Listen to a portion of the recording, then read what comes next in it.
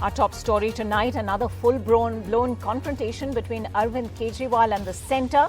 This after Delhi's Lieutenant Governor demanded a CBI probe into the Kejriwal government's new liquor excise policy. Citing a report by the Chief Secretary, Delhi's Lieutenant Governor made grave allegations against Delhi Deputy Chief Minister Manish Sisodia, who's also the minister in charge of the Excise Department. Mr. Kejriwal has dismissed these allegations as completely false and staunchly defended his deputy, saying he'd worked hard to strengthen Delhi's education system, earning praise and even electoral support. तुम लोग सावरकर की औलाद हो, जिसने अंग्रेजों से माफी मांगी थी। हम लोग भगत सिंह की औलाद हैं, हम भगत सिंह को अपना आदर्श मानते हैं, जिसने अंग्रेजों के सामने झुकने से मना कर दिया और फांसी पर लटक गया। ये हमारे दिल्ली के कामों को रोकना चाहते हैं। खासकर दिल्ली में एजुकेशन और हेल्थ में बहुत शानदार काम हुए, इसीलिए उन्होंने पहले हेल्थ मिनिस्टर को जेल में डाला और अब एजुकेशन मिनिस्टर को इन्होंने जेल में डाला। लेकिन अब देश खड़ा हो रहा है। दिल्ली से जो ये चिंगारी निकली है, ये पूरे देश में फैलेगी और इसे कोई नहीं रोक सकता, because its time has come. All this happened under the leadership of Mr. Sisodia and Mr. Kejriwal. One of the ministers is in jail, who on the charges of money laundering. Other minister's name is cropping up in excise related issues. Under these circumstances, I think the leader of such people, Mr. Kejriwal, must come in the open and answer these questions. मैं इस भाषा का प्रयोग नहीं करना चाहती। हम किसकी औलाद है, वो किसकी औलाद है, ये भाषा जो है एक मुख्यमंत्री को शोभा नहीं देती, खास तौर पे जब वो मेयर्स का कार्यक्रम अटेंड करने के लिए सब नाटक कर सकता है। बहुत जल्दी कुछ दिनों के अंदर सीबीआई मनीष जी को गिरफ्तार करने वाली है। तो अब हमारे देश के अंदर एक नया सिस्टम लागू किया गया है। पहले ये तय किया जाता है कि किस आदमी को जेल भेजना है और फिर उसके खिलाफ एक मनगढ़ंत झूठा केस बनाया जाता है। The Delhi Chief Minister defends his deputy Manish Sisodia after reports that the Lieutenant Governor has sought a CBI probe over changes in the liquor policy. The Lieutenant Governor, who was appointed by the centre less than 2 months ago, reportedly based his move on an investigation by the Chief Secretary. The manufacturers of the alcohol cannot be the distributors in the entire tendering process. In this case, the manufacturers were also the distributors. That is where this tendering process was wrong. And all this happened under the leadership of Mr. Sisodia, and Mr. Kejriwal was the one who was chairing these meetings. The main allegation is waiver of 144 crore in license fees, refund of 30 crore to a bidder, removing a 50 rupee levy on foreign beer cases. जिस excise policy में भ्रष्टाचार की बात आप कर रहे हैं, शर्म आनी चाहिए भारतीय जनता पार्टी को। 1300 करोड़ रुपए का मुनाफा 4 महीने में उस एक्साइज पॉलिसी से दिल्ली सरकार को हुआ है। However, the BJP was careful not to accuse Sisodia of corruption. I do not know the deeds of Mr. Sisodia. I haven't even named him. I do not know the deeds of Mr. Kejriwal. I have not named him in that sense. AAP says the BJP-led government is doing this to stop its political rise. The 10-year-old party recently swept Punjab, made inroads in Goa, and is hoping to repeat its success in Goa and Himachal Pradesh polls later this year.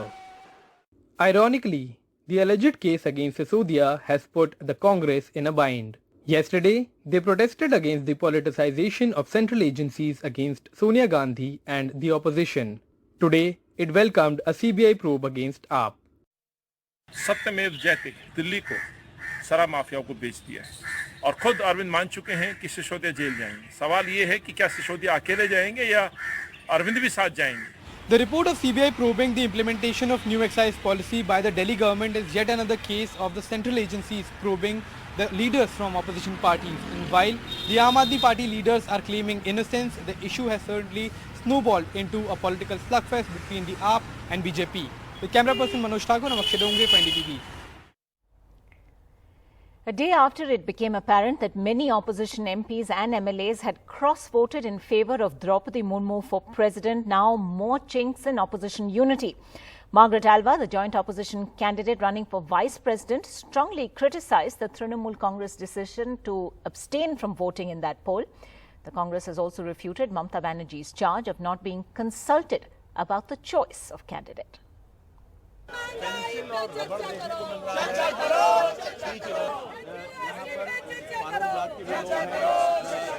The cracks in the opposition parties appeared to widen today, with their vice presidential candidate reacting sharply to the Trinamool Congress's decision to abstain from voting.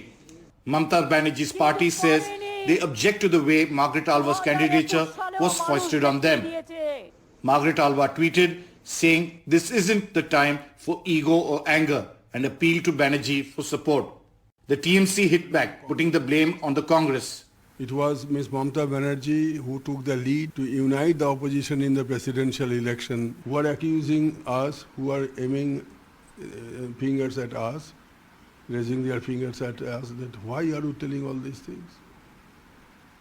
Are they working in a manner so that a real opposition unity occurs in the near future? और सभी party मिलके काम करने का, तो अब suddenly ये change होना मुझे कुछ इसका अंदाजा नहीं लग रहा क्यों ये हो रहा है. देखेंगे इसके पीछे क्या कारण है. Though the TRS, which had all this while stayed away from the Congress-led opposition initiatives, sprung a surprise by joining the opposition statement on alleged misuse of central agencies. TMC has skipped all the opposition meetings in the ongoing monsoon session of Parliament. TMC sources say it was at the insistence of Sharad Pawar, Mamata Banerjee took the initiative for the presidential elections and proposed his name as the joint opposition candidate. But Pawar backtracking as the last minute has not gone well with Mamata Banerjee. With camera person Rakesh Singh, this is Arvind Kejriwal-led for NDTV. There was relief and closure for thousands of students today as the CBSE declared results of both Class 10 and Class 12 board examinations. Now, these are all the students who went through the uncertainty and anxiety of the pandemic, online classes and uncertainty over exam dates as well. But two girls from Uttar Pradesh have delivered a perfect score in their Class 12 boards. And as before, girls have outperformed boys in both the Class 10 and 12 boards.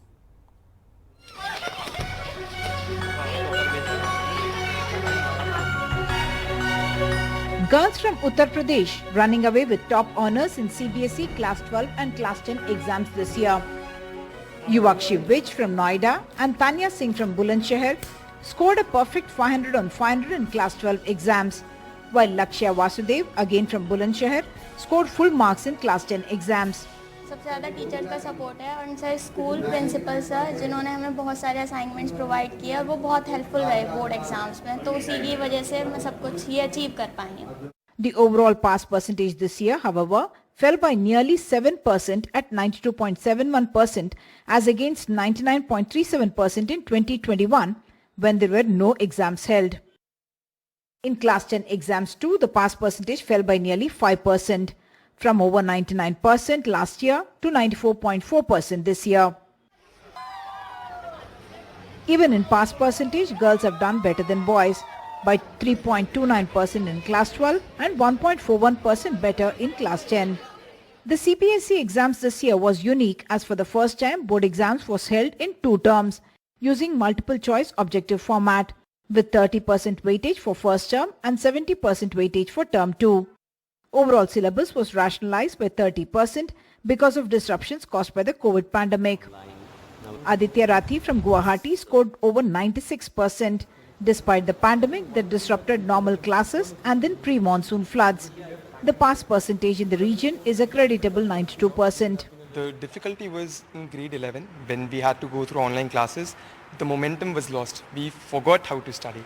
But when we came back, the teachers gave their best. It was definitely very different. We had to give 2 examinations, term 1 and term 2, and then after that it was announced that we also have to give CUET. For years and years, board exams have been reason for big tension, not just for students but also for parents and teachers. That is likely to change now, as college admissions, at least to central universities, are going to depend not on class 12 marks, but on the common university entrance test that are subject specific. With Ratnadeep in Guwahati and Bureau Inputs with camera person Nagraju, Uma Sudhir, NDTV. News from the stock markets now. The markets gaining for the 6th straight session today, and the Sensex gained 390 points to end at 56,072. The Nifty gained 114 points, closing at 16,719. So what led that rally? Well, banking and financial services stocks gained the most through the day. Experts have weighed in, saying investors are cheering the return of foreign funds. The Reserve Bank of India has said it has zero tolerance for volatile and bumpy moves in the rupee. Meanwhile, the rupee strengthened marginally today, closing at 79.85 to the dollar, according to Bloomberg figures. In news coming in from Mumbai, superstar Salman Khan has reportedly applied for a gun license after he and his father got a death threat in early June, say sources. Now, this was just days after singer Sidhu Moosewala was shot dead near Punjab's Mansa. That was on the 29th of May. The actor came to the Mumbai police headquarters today and met with senior policeman Vivek Pansalkar for a gun license. Sources have said Salman Khan wants to own that gun to protect himself and his family. So why did he need to visit the police headquarters? Well, this was apparently a physical verification before the licensing authority, and this is a mandatory step in applying for a gun license. President-elect Draupadi Murmu, who started her political career as a councillor in Orissa, has put her name in history as India's first tribal president, the second woman in the post. She has a series of firsts to her credit, and supporters across states, but many of them, residents of tribal areas of Orissa, have been celebrating since the moment her victory was announced. Some rare videos now also emerging of the president-elect when she was governor, showing her meeting and talking to people, even celebrating traditional dances.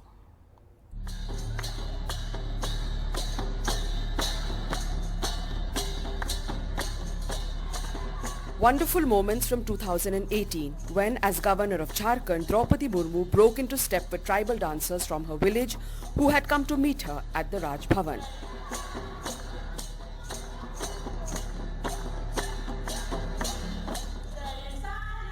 And another rare moment where Draupadi Murmu sings a traditional song with other women.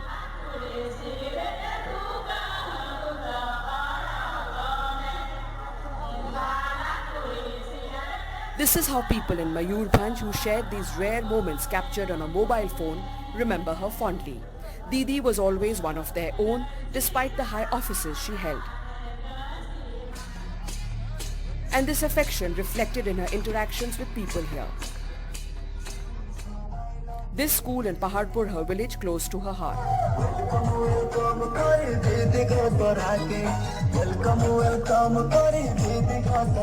दीदी के बारे में तो हम लोग तो मने नहीं बोल पाएंगे। आज वो मने भारतवर्ष का राष्ट्रपति है, तो मतलब भारत का सबसे ऊंचा स्थान में चले गए हैं और हम लोग का इतना खुश है तो पूछिए मत। At the SLS school that she started in memory of her husband and two sons, who tragically died within a few years of each other, the students and teachers remember her fondly. अभी बहुत खुशी महसूस कर रहे हैं, proud feel कर रहे हैं। वो कहते थे कि अपने जीवन की लक्ष्यों को इतना महान करना कि दूसरे व्यक्ति के लिए समय ही ना बचे, और यहाँ पर वो 3 साल में 3-4 बार आते हैं, हमें अच्छा उपदेश देते हैं, पढ़ाई में उत्साहित करते हैं, और वो अब नारी होकर वो राष्ट्रपति बने हैं, तो हमें भी इस देश के नारी लोगों को उत्साहित होगी कि वो राष्ट्रपति बन के दिखाएं, तो हम भी कुछ बने उनके तरह। Back in Rairangpur, outside her modest home, the drums haven't stopped beating, the tribal dancers in continuous rhythm to keep the celebrations going. Mayurbhanj district in Orissa has not stopped celebrating since Draupadi Murmu became the first woman tribal president of the country. And back home, they are now eagerly awaiting Didi. हम लोग तो बहुत ही खुश है जिस दिन से NDA ने द्रौपदी दीदी को प्रार्थी किया है इसी दिन से पूरा रायरंगपुर शहर पूरा जश्न मना रहे हैं आज तो बहुत जश्न चालू है अभी रैली पूरा टाउन पूरा रैली होगा नाच गीत करके पूरा आतिशबाजी करके हम बहुत खुश हैं दीदी का आने के बाद हम लोग क्या जश्न मनाएंगे और दीदी का ऐसा स्वागत करेंगे कि सोचने वाले भी सोचेंगे कि हाँ दीदी का स्वागत हुआ है रायरंगपुर के लिए गर्व का बात है मयूरभंज के लिए गर्व का बात है पूरा उड़ीसा के लिए गर्व का बात है हम तो बहुत खुश हैं कि दीदी आज इस जगह पे पहुंची है और रायरंगपुर का जो नाम हुआ है हम फख्र कर रहे हैं कि रायरंगपुर का नाम हुआ है But in her journey when she became the first girl from her village to go to college and is now the first citizen of the country. With Haribansh Sharma in Rairangpur, Harsha Kumari Singh, NDTV. Well, he is everybody's Hollywood heartthrob, and now Brad Pitt, it seems, has revealed his secret to staying young. Listen to this. I would say I eat well, but I don't. I would say I meditate, but not really. I would say I got a lot of lovely people in my life and I stay creative. I really like producing, you know, our company's been really strong. We've put some great movies out into the world, which I'm really proud of. I've had some dark train trips in the middle of the night, sleeping in train stations back in the younger days. I actually took this trip from Tokyo to Kyoto. It's beautiful. When you don't have assassins and sociopaths trying to kill you. Yeah. Well, Brad Pitt is going to be seen in Bullet Train, which follows the story of 5 assassins who board a bullet train in Japan only to discover that they have a very similar mission.